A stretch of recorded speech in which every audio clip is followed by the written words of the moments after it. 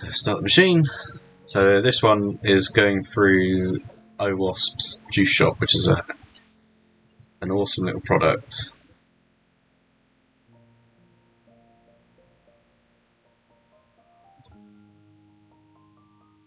See it in a second anyway. But essentially it's a web application testing device, kind of like a semi-CTF environment. So it's got a vulnerable application, and then everything you do in it to find the vulnerabilities will give you points, and then effectively you can run this in like a corporate environment, and then have your whole development team essentially finding bugs, win points, and then if you could like give prizes out to the winner. So we're going to look at the OWASP top 10 vulnerabilities, because that's what OWASP's Juice Shop demonstrates, is all of the top 10 vulnerabilities. It's a vulnerable application. The free Burp Suite rooms, basics and repeaters are recommended, because we're going to need Burp Suite. So let's fire that up now. In addition, it's highly recommended to check out the Web Fundamentals room, which I think we've already done, so should be fine. Juice Shop is a large application. Let's just create my tab session. So we're not going to be covering every topic from the top 10, but we will cover some of the following topics which we recommend you take a look at. So we're going to look at injection, broken auth, sensitive data exposure and broken access control, and cross-site scripting. Task 3 and onwards will require a flag which will be displayed on the completion of the task. So if you close that panel, you're screwed. Basically, you need to get the flag when they appear. Please wait 2 to 5 minutes for the application to load. So we've got another 2-3 minutes. Temporarily disable burp in your proxy settings for the current browser. Refresh the page and the flag will be shown. So, okay, so that's just the burp browser. So let's get that out.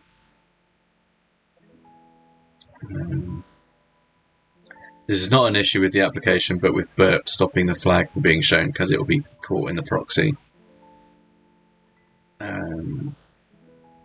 If you're doing the cross-site scripting tasks, they're not working, clear your cookies and site data, as this can sometimes be an issue.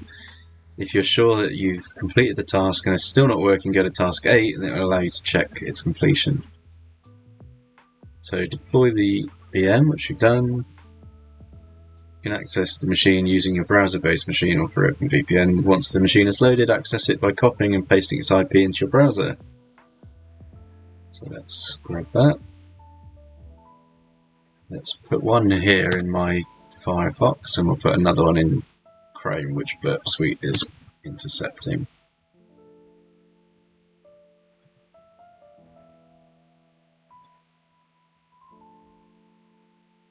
Still hasn't loaded yet by the look of it. Oh, here we go. It's coming through.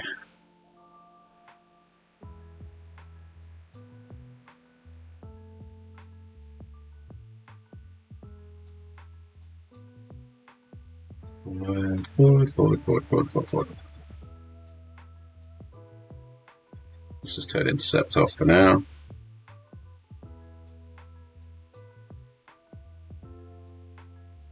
Cool, so this is what Juice Shop looks like. Same as it does in that panel. So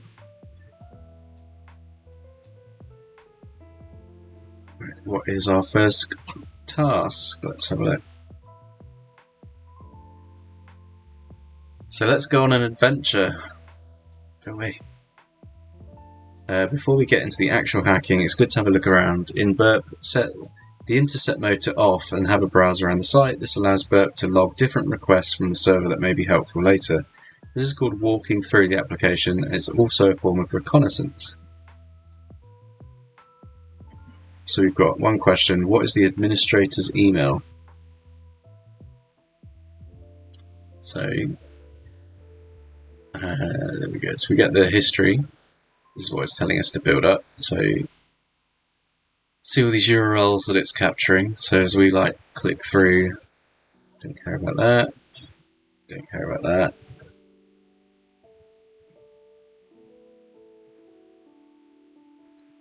Go up here, we can say about us, contacts, photo wall.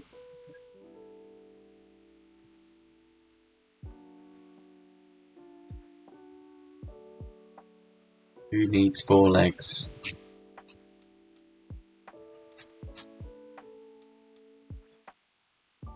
Go full screen with this, we'll get a different view. No, we won't. Okay.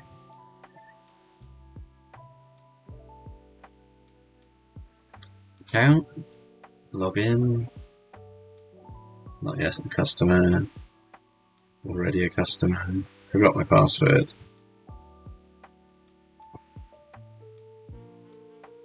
Language options. F0 Society says. Judy, which basics can I start? Which basics? This one. Yeah, let's paste this in chat. Musek So, says. Web link. As we just mentioned, this first section here tells you. F0 Society says. And do you work as a cybersecurity professional? Yeah, I do. I work in a cyber team for a large corp, so not going to mention names. But yeah, this room, these 3 rooms here give you like all the basics you need to do this room, and this room again is probably quite a basic room. They're all on the easy track, and they're walkthroughs anyway, so it will teach you each step as we go through to figure this out. So we're just going through some of the questions in step 1 at the moment. So, what is the administrator's email? It's giving me an example here. So, the reviews will show each user's email address by clicking on the apple juice product. It shows us their email. So, if I use this one because Burp's capturing all my data. If we go back to the main site, apple juice, check the review, and it's there. So you could like harvest all of these if we see what the others are. Blender at juice shop. That doesn't have any. The UV Ogin at juice shop. So again, 0 stars for that horrible security. So this is a sensitive data exposure, essentially just dropping people's passwords, not passwords, their usernames and email addresses into the review site, rather than like just a name or a display name.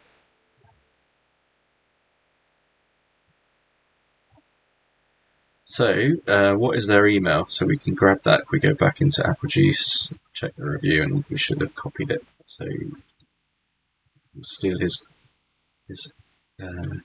email. Paste the note. Let's try again. Copy. How many times have I got to copy it? I'm graduate and working as network engineer and support from 6 months. What would you suggest?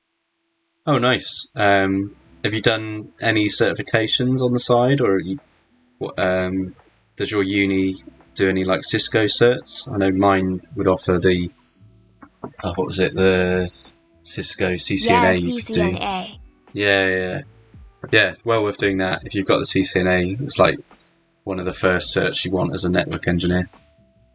And then once you've done that, it's on to like the CCIE and keep going. Just get all of those certs, because again, if you can prove that you're a god of networking, it's going to help you out getting better salaries and being able to do more things with the network. So.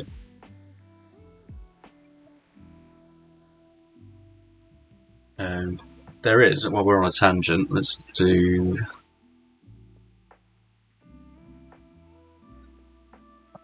the certification.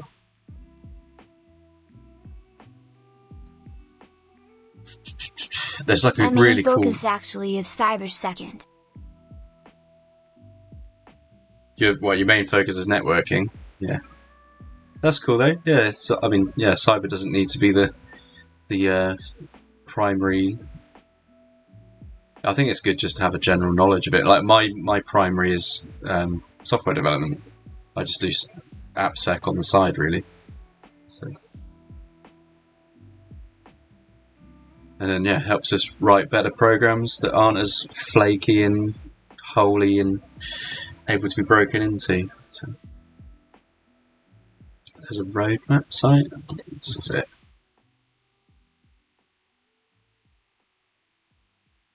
This is a screenshot of it, I think, but Like pen tester are in red team or blue team, yeah. Yeah, so I'm in blue team. So here we go. So yeah, if you're on the networking side, you're in this green stack. I'll post this in chat as well. Musek says. Web link. So I've actually got the Network Plus, which isn't the best cert for networking, but it's pretty decent. It like gives you all the basics. F's and Zero then, Society says. Yeah, thanks. So I'm right down here in the beginner section, but yeah, CCNA, same price, and it puts you like a lot higher up, and it covers a lot more content. And then yeah, you want to be jumping to like CCSE, CCSN, and then keep going up at CCNP eventually, and then you specialise. If you get IE, then you're a literal god. And you can, I think they get the salary for that is like obscene, like, and they've got a cybersecurity specialisation as well. But I think the exam for CCIE is like a week long, so it's pretty brutal. But yeah, that's your route essentially if you're into networks. But yeah, you don't have to do it all at once. I mean, if you're studying, you've got your degree, and then you get your CCNA as well. Then anyone looking for a junior networking engineer, Does be company loving value it. your degree more skills? Depends. I think I really struggled getting into the industry without having a degree, and then I went and got a degree later on in my life. So I didn't do it straight from school. Not that I would have been able to, because I did horrendously at school. I actually failed my IT GCSE. But yeah, like now I'm like qualified in all kinds of stuff, and that got me into the current role I'm in, is having a degree. So I know loads of people say you don't need one, but it definitely kicks doors wide open for you. So I'm fully, if I'm hiring, then I don't really care. But at the same time, if you're an applicant, then having a degree is going to help you one way or the other. So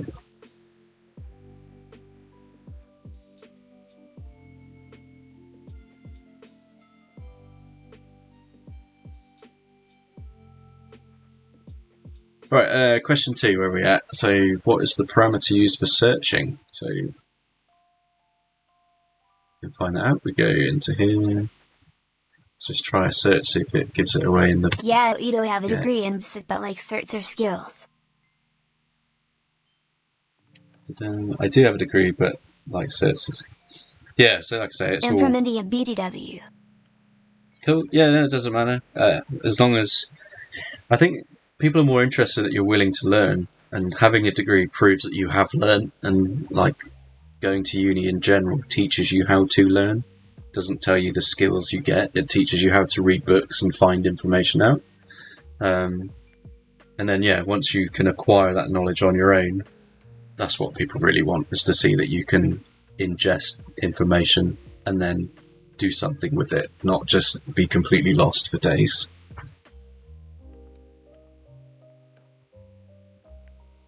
Right, so we've done a search, we've got Q equals test, so Q is our parameter. I could prove it, we just do test and it would change. Yeah. So let's go back. Q.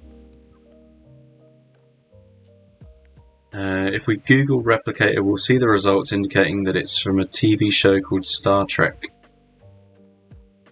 What question have I missed? Oh yeah, there we go. What show does Jim reference in his review? Okay, thanks man, even I'm doing THM right now, so if I ask any doubts here, don't mind XD. No worries. Yeah, I think I started TryHackMe a couple months ago now, like when I first got into it on the last Christmas challenges, the advent of cyber. So that got me kind of hooked on it, and I've been doing it pretty much ever since. But yeah, it's a great resource. Even the free rooms tell you loads and loads of stuff. Everybody should be doing this. And if you look at, I don't know if it will show me on this page, but like if you look at your stats, like I'm one of 20,000 at the moment with the number of rooms I've done. I think that's quite low because I actually haven't done that many.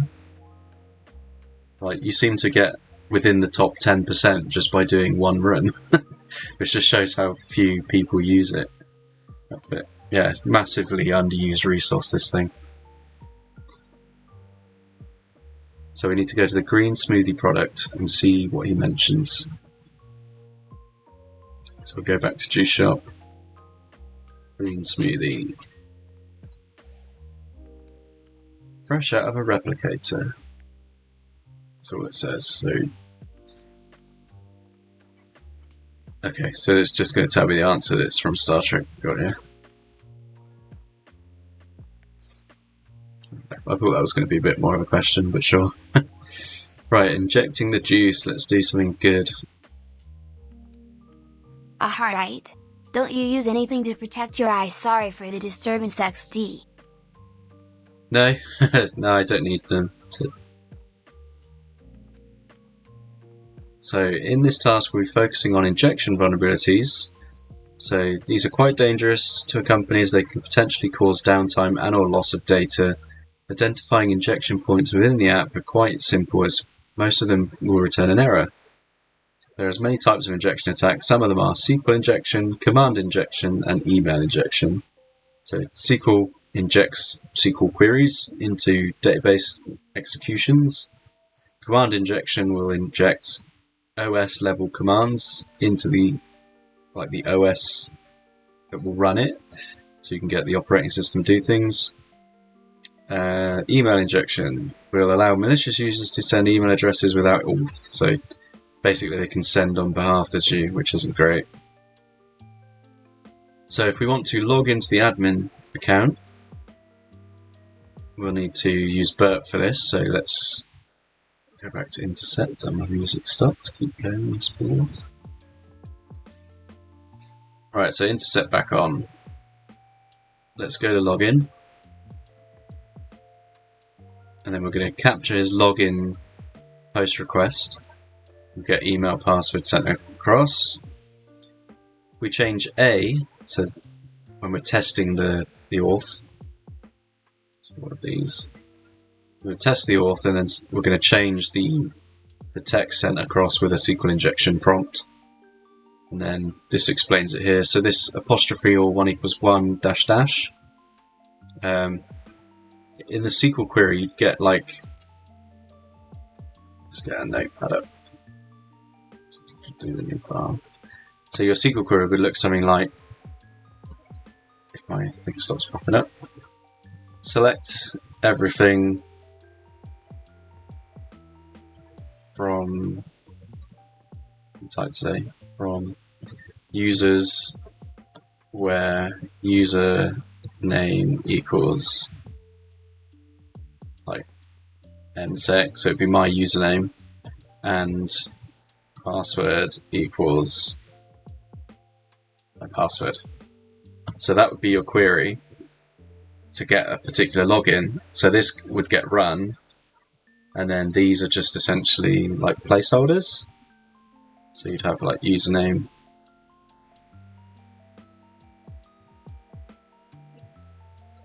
and password. So when you do the login form, it's replacing your email in this case with another apostrophe or 1 equals 1 dash dash. So what that does is it basically comments out all of that section, which turns the request into that. And then you're saying select everything from a username, doesn't really matter, or 1 equals 1. So this is evaluating to true, which basically, because it's or true, then this part of the query doesn't matter. So it's just selects everything from users where true. So if we try to log in with that,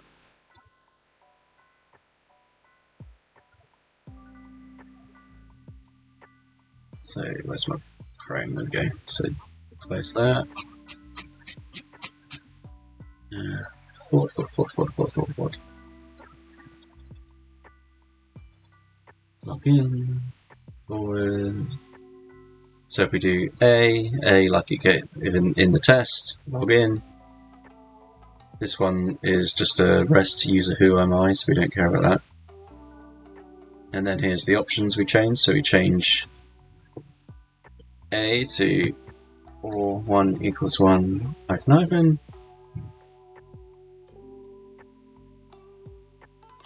we don't need that though. So forward.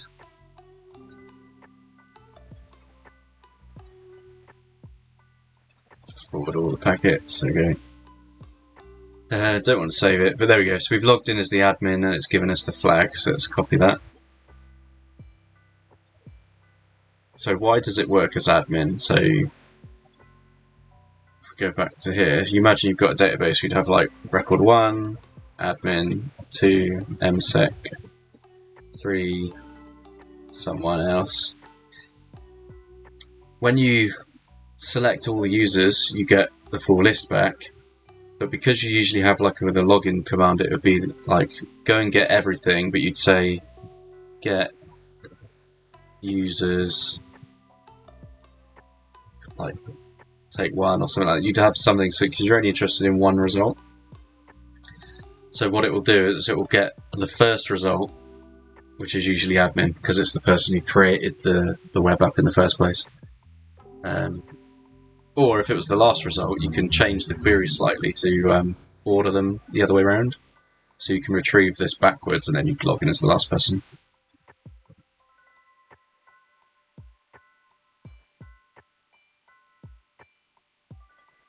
Alright, let's keep forwarding. And let's make sure my flag is captured, so paste. Log into the Bender account, not Blender.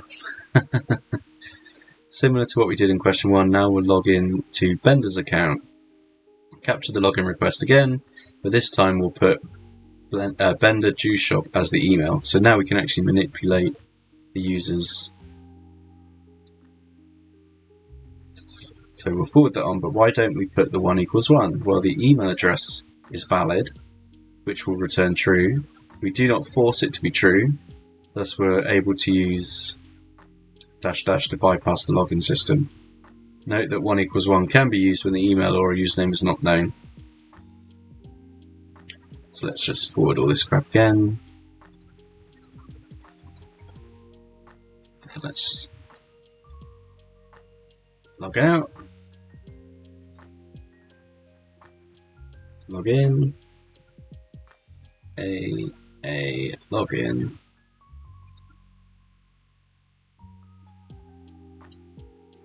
So we get the option, there we go. So then we'll change this to be not my flag from earlier. We want space.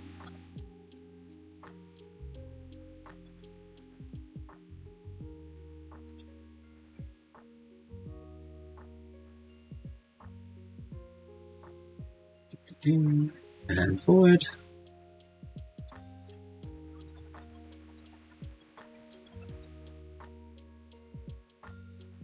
And then we've got Bender's account, so let's capture that as well.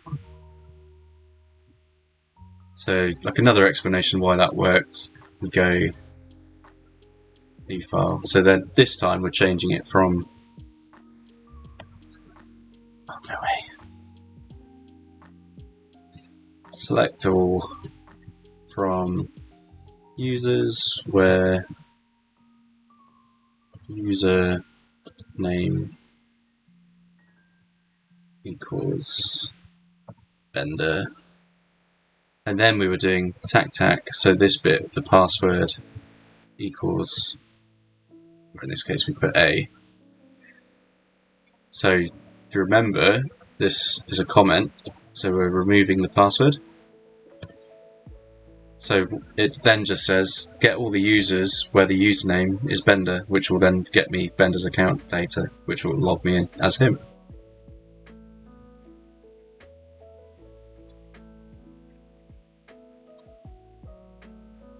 So who logs me in?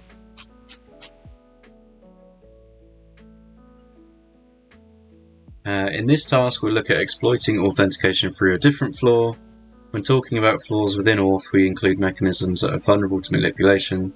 These mechanisms listed below are what we'll be exploiting. A weak password in a high-privileged account, forgotten password pages, and for more information, there's the link to broken Auth. I think this should be an OWASP link, which it is, yeah. So there we go. So question 1, brute force the administrator's login password. We've used SQL injection before to log into the account, but that means we don't know their password, so we can try to brute force it. And we'll once again capture the login request, but instead of sending it through proxy, we'll forward it to the intruder, and then we'll use intruder to brute force that password field. So we'll close that because we captured it. We'll go login again. A login.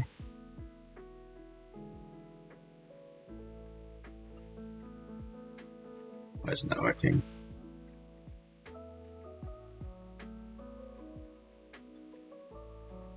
Oh, my intercept's off, that's why. Intercept on, login. Alright, so we've got the login. And then we are setting it to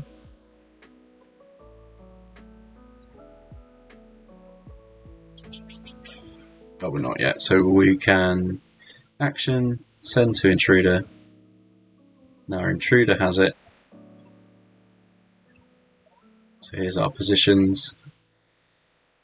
Email we're going to set to be admin at juice shop. And then the password we'll leave as a parameter, so we'll take the A out. We just want it to autofill.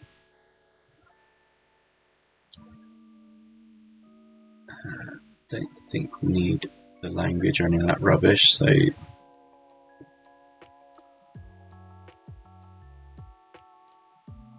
fine.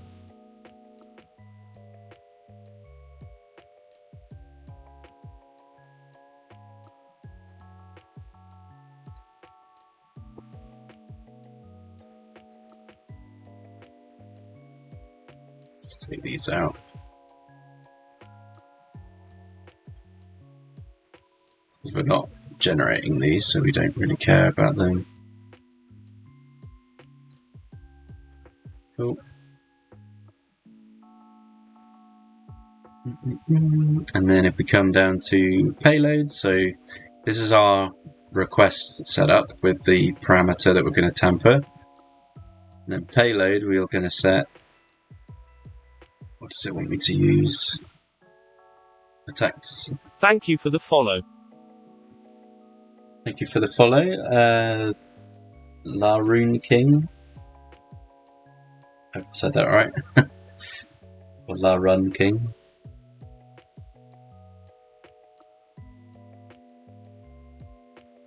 So we want alone positions. Right, yes, we got sniper. That's what I was looking for. For the payload, we'll be using the best 1050.txt from setlist, which can be installed. Okay, I don't know if I've got setlist, so let's try.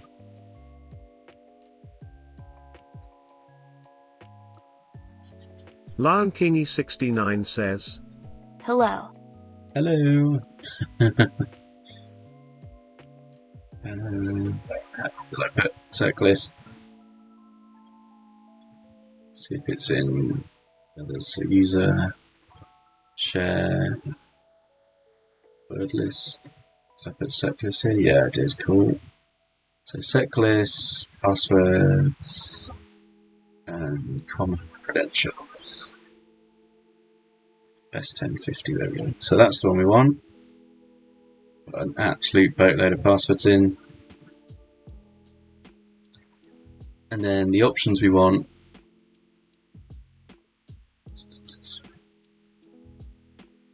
Once it is loaded, start the attack. So start attack.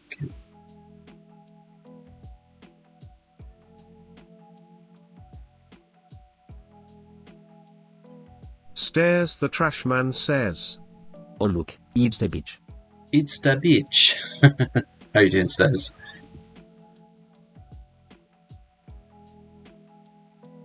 So this should give us an option to filter. There we go. So filter out. I just woke up, Keku. What time is it? It's like 9 o'clock in it. That's acceptable on a Sunday.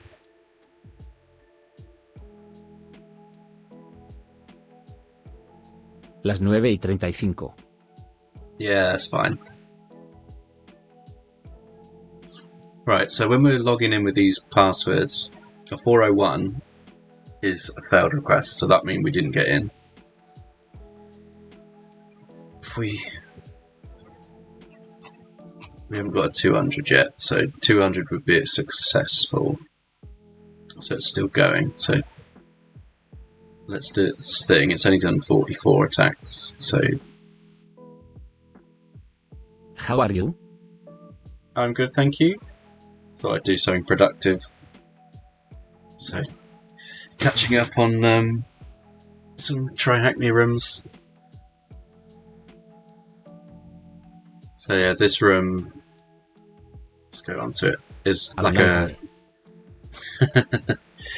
This is a vulnerable web app, so we're just testing some of the things in it. So this is trying to bypass the login, which we've already done using a SQL injection, which is like you manipulating the database to give you the credentials of someone.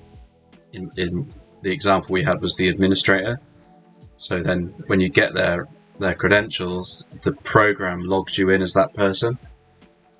And then this way that we're doing it is just randomly guessing passwords, and then when we get a success, so if I just type in any old rubbish into this, on the back end we're getting a failure, but if we get a successful login, it will give you a 200 status. And then what that'll do, because we know we logged in correctly as that person with the credentials we used, we'll have their password. So then I can log in as them and do whatever I want as them.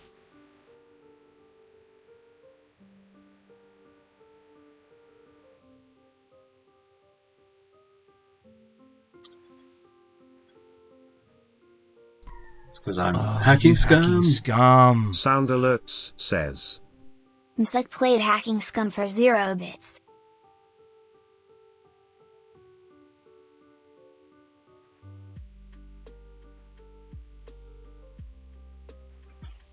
This is still going. Don't know how many this is going to attempt.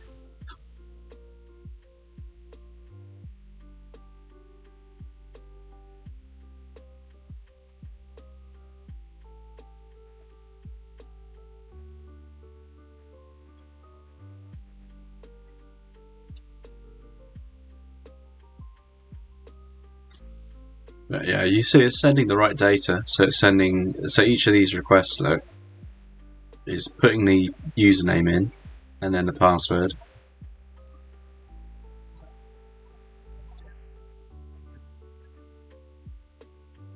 So it's just trying all these different passwords. But yeah, we haven't had a success yet. And because this is the free version of Burp, it's going to be slow. So if we had the paid version, this would be like absolutely churning through. Yeah, we could actually use OWASP Zap, which is an alternative.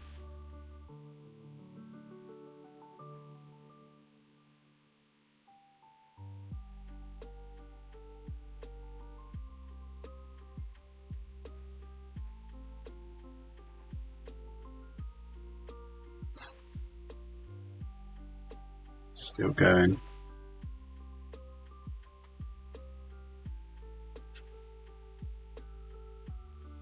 let's skip that for now then. So let's see. So basically when we get the password, it says to log in as that person, and then you get the answer. So believe it or not, the reset password mechanism can also be exploited. When inputted into the email field in forgot password, a Jim security question is set to your eldest sibling's middle name. In task 2, we found out that Jim might have something to do with Star Trek. Googling Jim Star Trek gives us a wiki page for James T. Kirk. So if we look at James T. Kirk through his family, obviously this is all fictional, but yeah, we look through his family history, like who his parents and brothers and sisters are. His brother's middle name is Samuel. So because his security question was who is your eldest sibling's middle name, we look it up, right? We find out what it is. And then once we've got that answer, we can send a reset to get his password reset. And then by inputting that into the forgot your password, it allows you to change the password, and you can change it to anything you like. So this step would usually have like an email intercept, so it would say someone has requested a password change, and then you click a link to verify that you have ownership of the email, and then because you have ownership of the email, it gives you the password change option, which this vulnerable site doesn't do.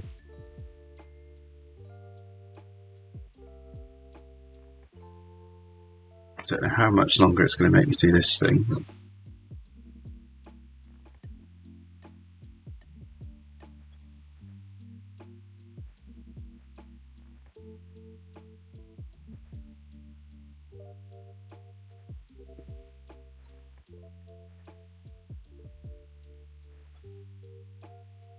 Let's just get it. I can't be bothered to wait here all day for this thing to run.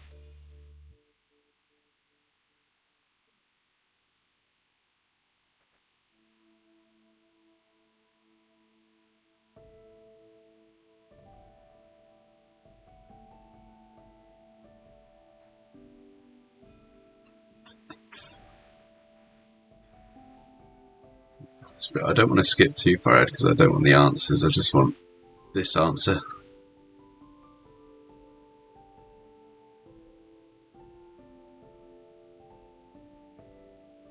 Okay, just right there. Convert my lock.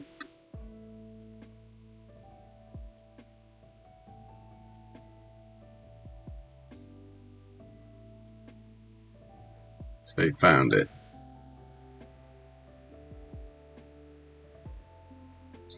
Admin 123. Okay.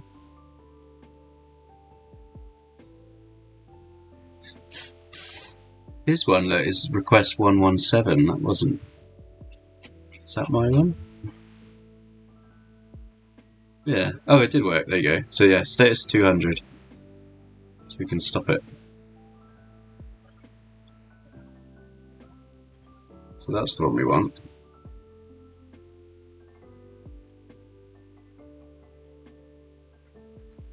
Stop. Stairs the trash man says. Oh, you hacked into my PC? Yeah, man, I've got all your stuff, including your nudes. Alright, so discard. We don't need to scan that again. So That's finally you'll find this is my old. so if we log in, password is admin123 and username was admin@juiceshop.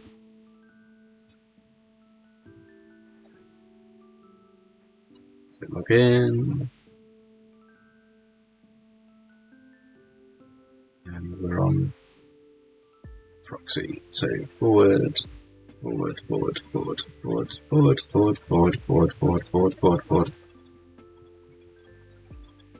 turn it off. Right, there we go. Right, insert back on.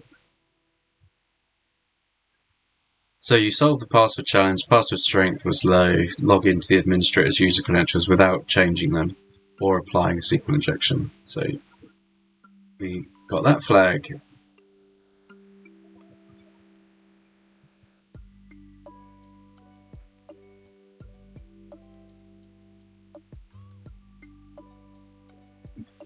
I don't want to.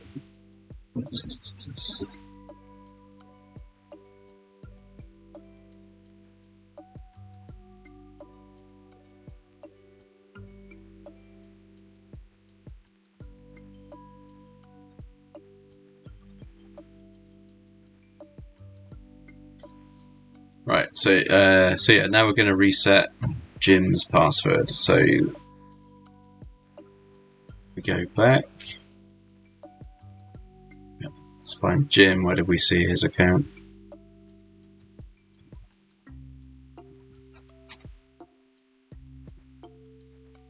Let's log out. So actually, let's log out. So this was the admin. And the login, no review. Oh, he was green smoothie, wasn't he? Yeah, there we go. Alright, so Jim, juice shop, account, login. So I've got my password. My email is jim@juiceshop. Security question. Your eldest sibling's middle name. So Jim Cook.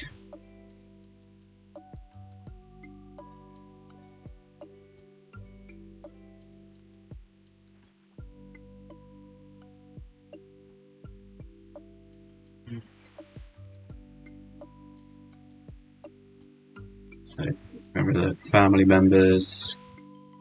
George Samuel Kirk. So we put Samuel in there, and then we can change the password to, let's do, I don't know how long it has to be, 5 to 20, so Trek1, change, and there we go. So we solved the password just because we were able to reset his password via the forgot password mechanism.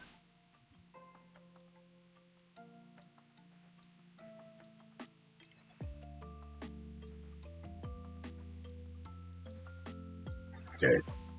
So next we've got don't look. So a web application should store sensitive data safely and securely, but in some cases the developer may not correctly protect their sensitive data, making it vulnerable. Most of the time data protection is not applied consistently across the web application, making certain pages accessible to the public.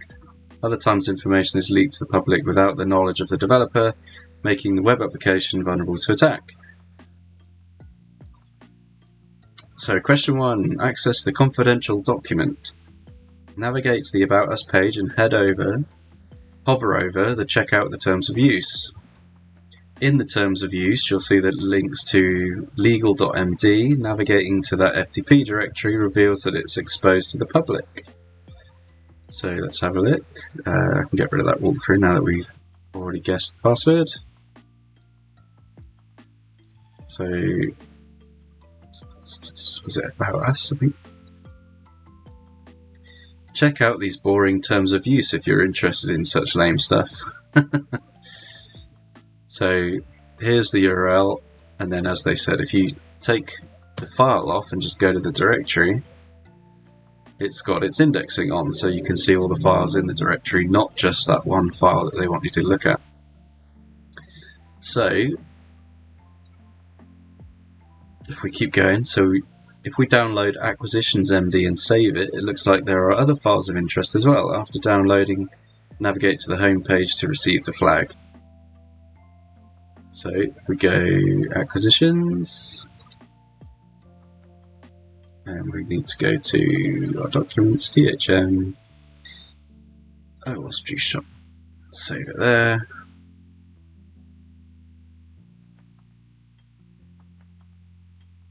Some other stuff, announcement encrypted, but we'll probably come back to that. So we go back to the home page.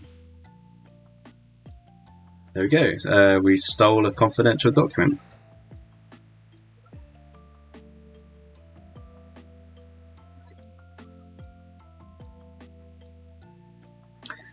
Right, now log into MC Safe Search's account. After watching the video, there are certain parts of a song that stand out. he notes that his password is Mr. Noodles. But he's replaced some vowels with zeros, meaning that he just replaced the O's into zeros. So because of this, we now know the password to MC Safe Search.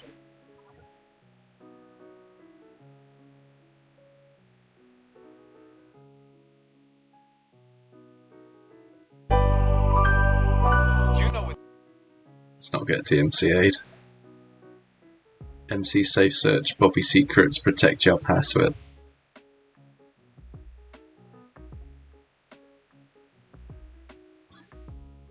So if we imagine getting DMCA'd for like some spoof rap song about passwords. Just all of your audio gets blanked. Right.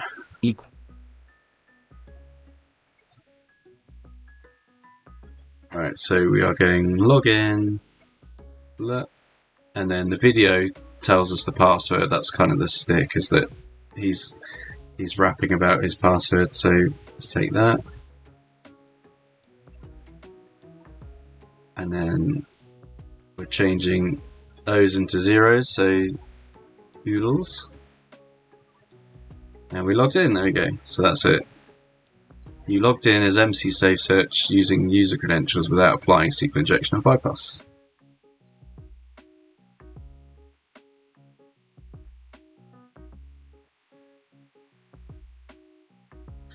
Download the backup file. So this time we'll go back to the FTP folder and try to download the package.json. Seems that we are met with something. Let's see what that says. Met with a 403, which says that only MD and PDF files can be downloaded. To get around this, we use a character bypass called a poison null byte. Poison null bytes look like this: %00. As we can download it using the URL, we need to make sure that we encode this into a URL encoded format. The poison null byte will now look like this: %2500. Adding this and then MD5 to the end will bypass the 400 and the 403 error. So let's go back to here. We've got to go FTP. So it wants me to get. I need to record something and have breakfast real quick. Cool, no worries, mate. So it wanted me to download package JSON back. That one. So there's the error. And then if we do %2500, yeah, that didn't work. Oh, probably because of the JSON. So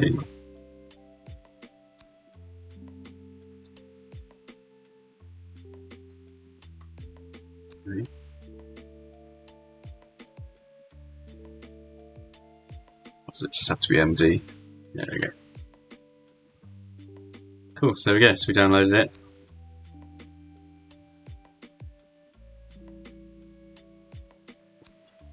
And go back to the home page.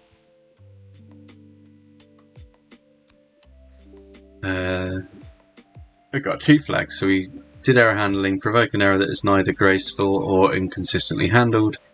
And then we got the forgotten developer backup. So let's go there. So why did this work? A poison null byte is actually a null terminator. By placing the null character in the string at a certain byte, the string will tell the server to terminate at that point, nulling the rest of the string.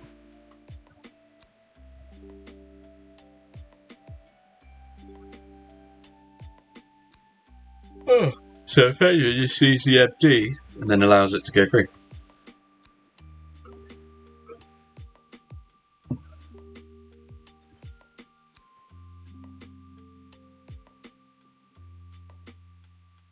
Right, who's flying this thing? Modern day systems allow for multiple users to have access to different pages. Administrators most commonly use the administration page to edit, add, remove different elements of a website. You might use these when you're building a website with programs such as Weebly or Wix.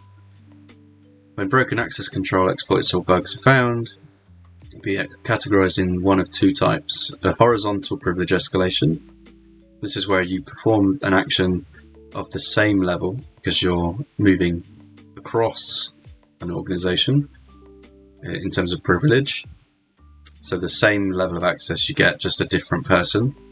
And then vertical is when you get higher level of permissions, so you become an administrator, a root, some other support staff or security personnel that have higher level of access than a normal user. So question, we access the administration page. First we're going to be using the debugger on Firefox or sources on Chrome. We're then going to refresh the page and look for a JavaScript file, main es2015.js. We go to that page, we can get this into a format we can read. Just click the brackets. Now search for the term admin. You'll come across a couple of different words containing admin, but one of them is path administration. This hints towards a page called #administration, as this can be seen in the about path a couple of lines below, but going there while not logged in doesn't work. As this is an admin page, this makes sense as we need to be an admin to view it. A good way to stop users from accessing this is to only load parts of the application that need to be used by them. This stops sensitive information such as an admin page from being leaked or viewed. So, get rid of that one. Am I logged in right now? I am, so let's log out again. So, I'll bring up the Chrome tools.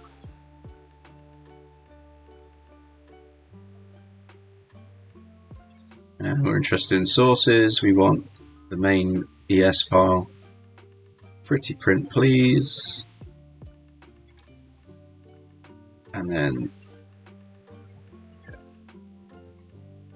should be showing this in a nice format. Let's try again.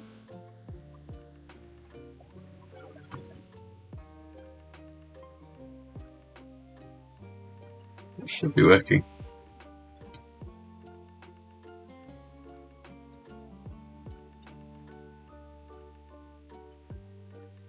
Okay, weird.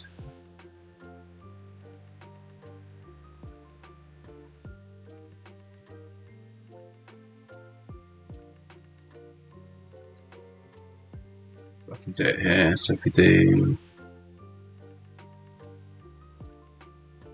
Well, I definitely can do it in CyberChef. Let's CyberChef.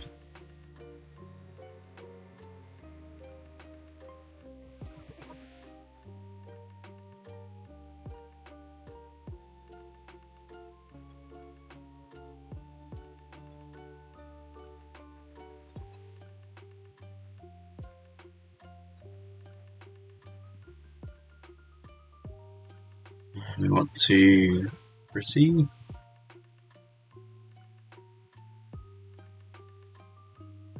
JS Bruce 5.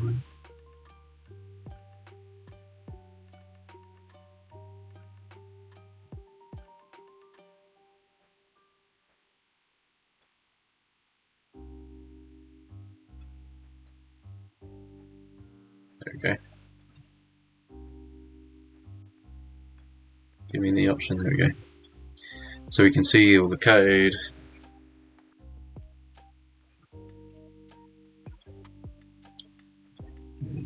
So we want me to look at.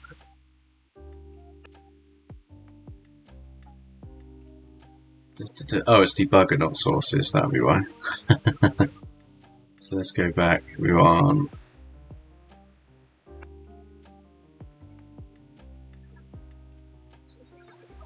Is it? No, it's yeah,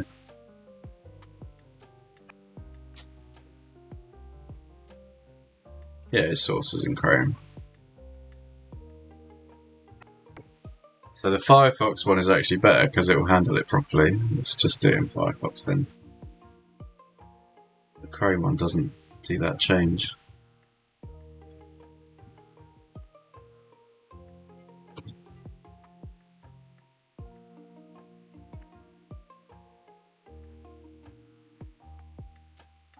we'll go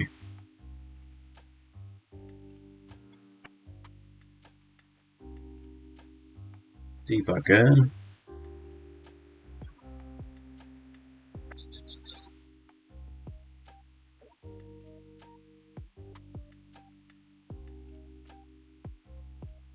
Yeah, there we go. Yeah, so Firefox handles that better than Chrome does. Right, okay, so what we after admin, wasn't it? So we search in here, admin, it says arrest admin,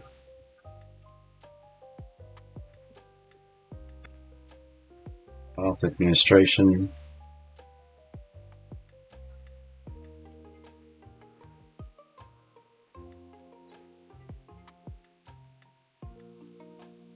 there's a Angular component there.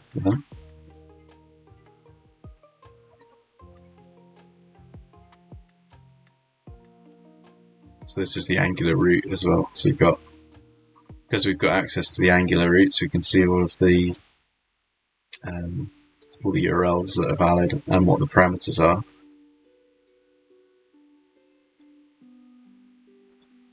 Let's add an arrow.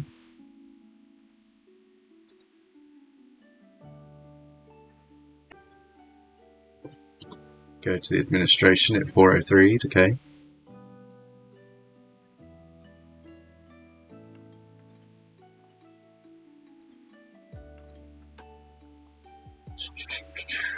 So, because we know that that exists, a good way for us to stop users from accessing this is to only load parts of the app that need to be used by them. We can log in as the admin, can't we, though? We've got his credentials.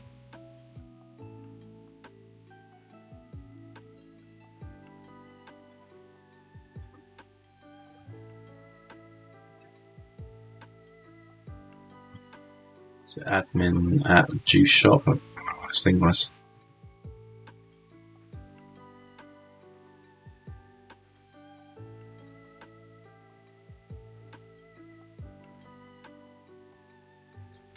Admin 123.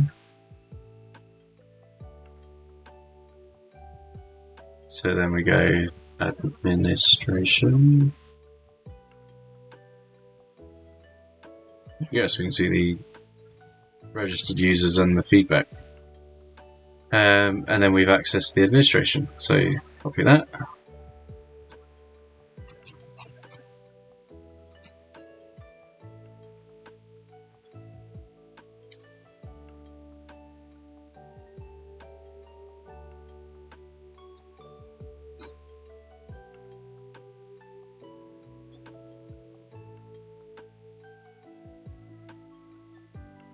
View another user's shopping basket. Log into the admin account, click on your basket, get Bert running. So we need Bert, intercept on. We're logged in as admin, so we can get rid of that one, and then we'll go your basket. So we captured that. So we should have rest basket 1, which we do. So now we're going to change number 1 after the basket's 2, so we'll log into a different basket. So we'll just go 2 and forward.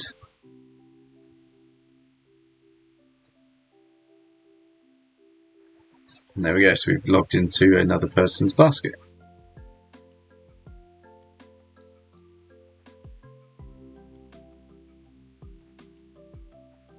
It's a bit random, pasted it into that one. Sure.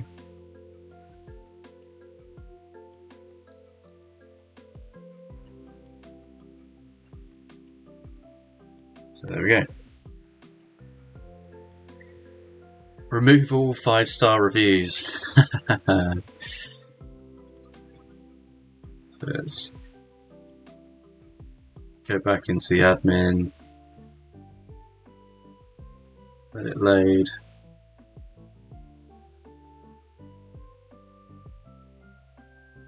So this should be a bit wider to fit all the stars in.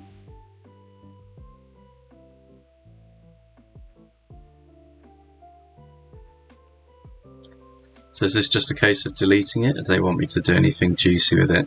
Just click the bin icon. Yeah. So, buy 5 stars. Delete the 5-star feedback.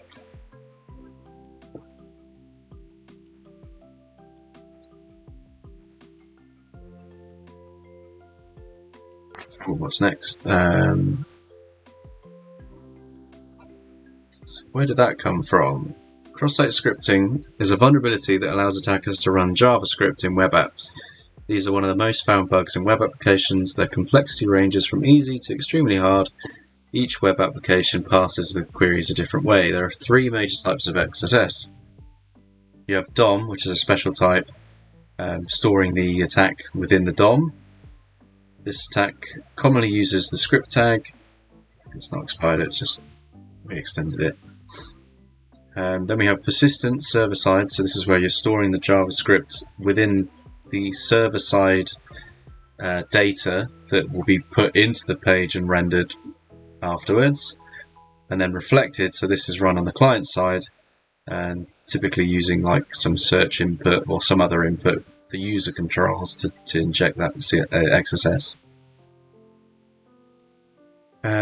So we're going to perform a DOM XSS using the iframe element, so let's copy that.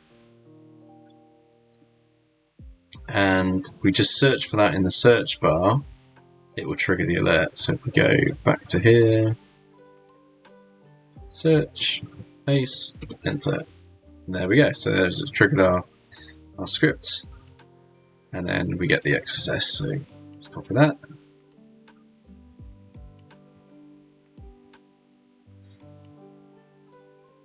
Why does this work? Because the search bar is outputting in this search result, this section here, we have control of, so we can literally put like image source equals, and I could probably copy that.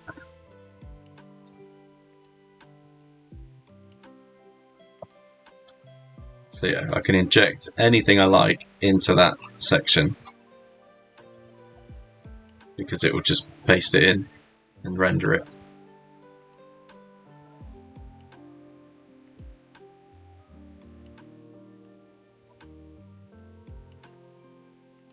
Perform a persistent cross-site scripting. So login as the admin, go to navigate to last login IP. It should say the last IP address is 000 or 10, as it logs the last login IP that will now log out to show it shows the new login IP. So we go count, last login IP. So that's me.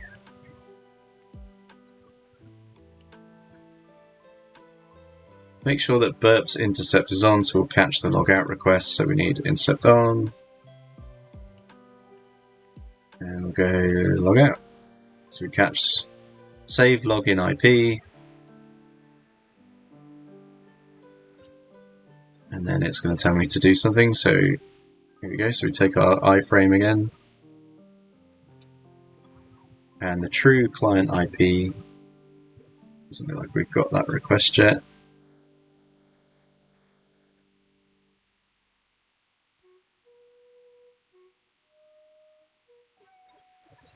Post.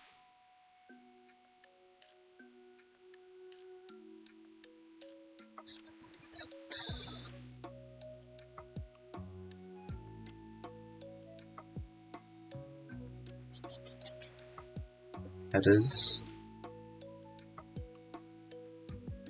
Yeah, it doesn't look like it's. Let's forward that one. Again, we don't have the IP there.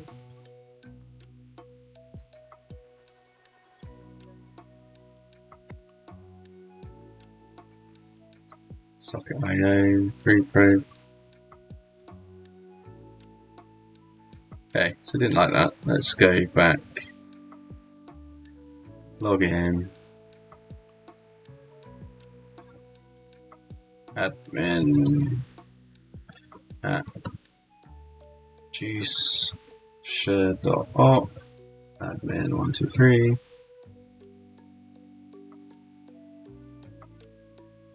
Let's log in IP.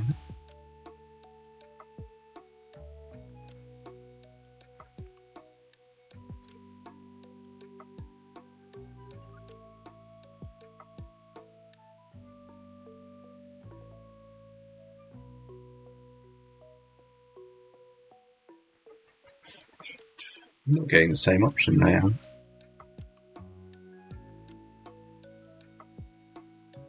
Head to the headers tab. We haven't got one, so.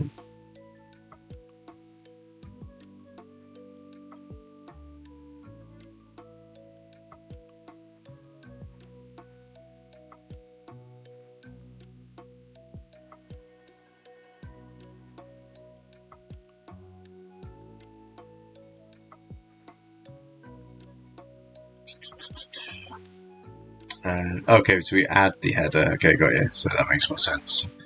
True client IP. I don't know where it gets that from. Like how you were supposed to know that that's what you put in, but sure. So forward.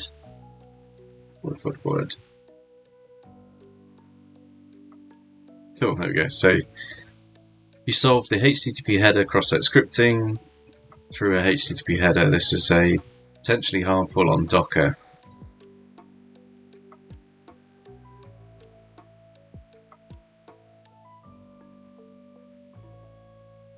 Get rid of that.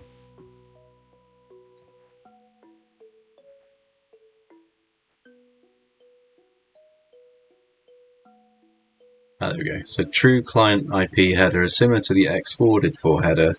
Tells the server or a proxy what the IP of the client is. Due to there being no sanitization on the header, we're going to perform a cross-site scripting. So actually that server side is looking at true client IP, and because we've manually changed the header, we get control of it. So perform a reflected. So this time it's telling us to go to the order history. From there you'll see a truck icon. Clicking on that will bring you to the track result page. You'll also see that there is a paired with the order. So we're going to take our cross-site scripting again and replace the ID.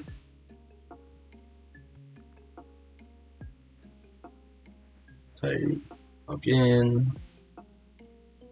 You have to be logged in, don't you? Yeah. Admin at juice.op admin 123, and then we want to look at orders, order history. Yeah, and then from there look at the truck icon, wherever that is, truck. So then we change ID for script, which I missed. Triangle bracket. Oh, I didn't. It's there. It's there. So that's our payload. Is it going to work? No.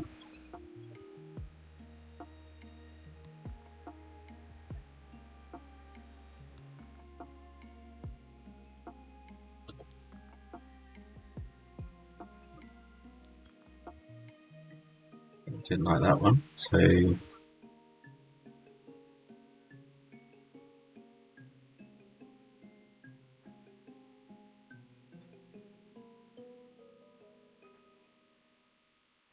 result isn't track result.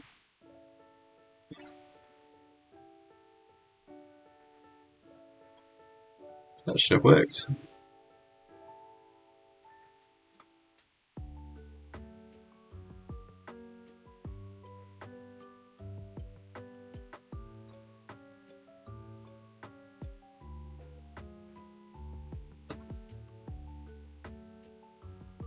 There we go. You got to do it twice so it encodes it all properly, right? So there we go. So we've got the XSS, and then there's the final flag.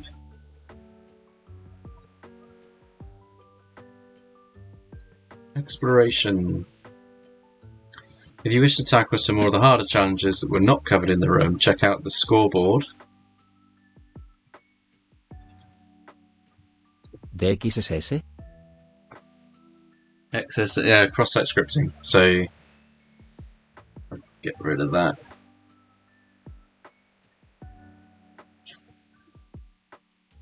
So, let's find. What was it? Orders. Order history. That's a little excessive, isn't it? So it's just saying, so you see it got search results, and then this number it's getting from here. So because it's taking it directly from the URL, like I could put stairs the trash man.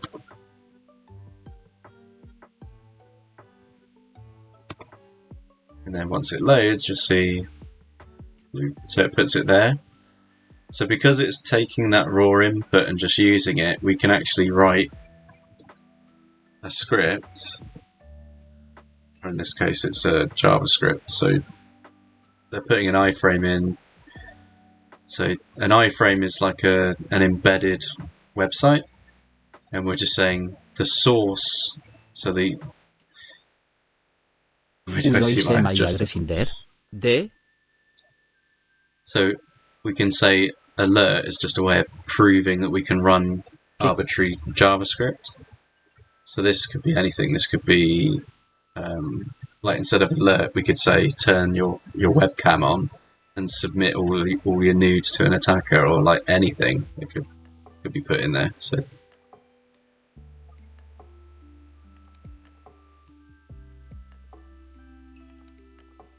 Alright, so yeah, the scoreboard site, I need to... No. Will Renee have my PC with me?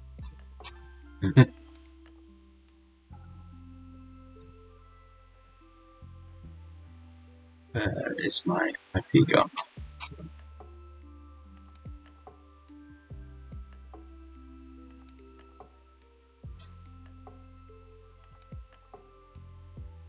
Okay, so copy that again.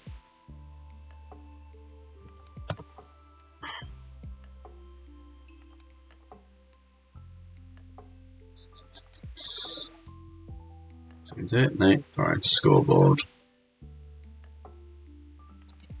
She's meowing too loud. She's meowing. Your pussy here. Oh, you're the kitten. Bless. Right, so find the scoreboard. I'm going to need my flag again, so show me my flag. Okay, copy. So we put that in, and we complete the room.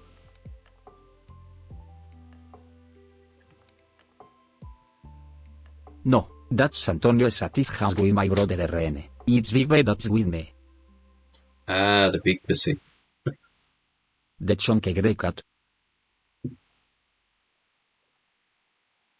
Right, let's see, let's do another one. Search. Free. Easy. Big Bay for Big Bertha. Big Bertha. Alright. Should we do Nessus? That would